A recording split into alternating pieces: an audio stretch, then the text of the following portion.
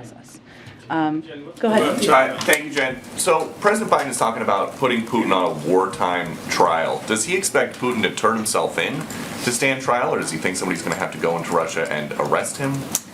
Well, without getting into the mechanisms, which I know were the good questions everybody was asking our national security advisor, there is precedent in the past of how this process can work. We're not going to prejudge what the process would work or what steps would be taken through an international legal process. So that's not quite where we're at right now, Peter, and I can't give you a sense of the mechanisms of if convicted, what would happen. Okay, a question about college sports. In some places like the Ivy League now, there are biological males competing against women. Does the White House think that is fair?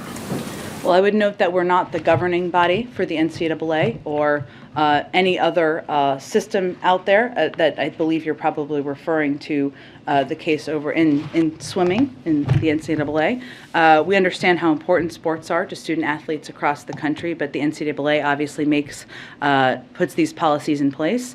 What I would say, Peter, if we look at this broadly, is that we celebrated International Transgender Day of Visibility last week with a slate of new actions to ensure we are continuing to protect the dignity and identity of all Americans. And at a moment where we're looking at and we're seeing increased mental health issues related to young people, especially LGBTQ plus young people, we're providing additional funding and resources to address this issue. And we hope all leaders can focus on those important issues and the impact on many of these young people who are impacted across the country. And then one about this new law in Florida. At what age does the White House think that students should be taught about sexual orientation and gender identity?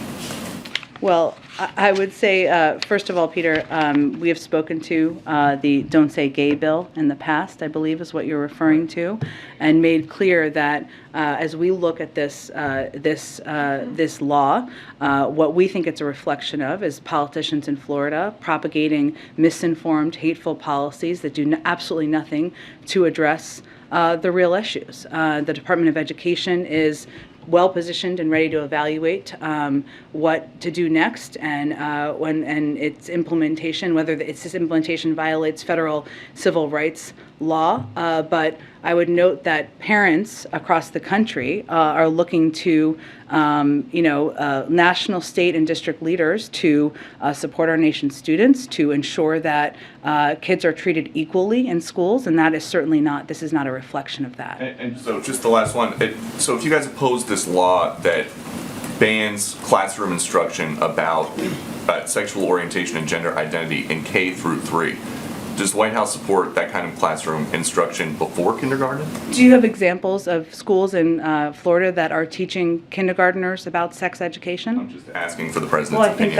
I think that's a relevant question, because I think this is a politically charged, harsh law that is putting parents and LGBTQ plus kids in a very difficult, heartbreaking circumstance. And so I actually think that's a pretty relevant question. Go ahead.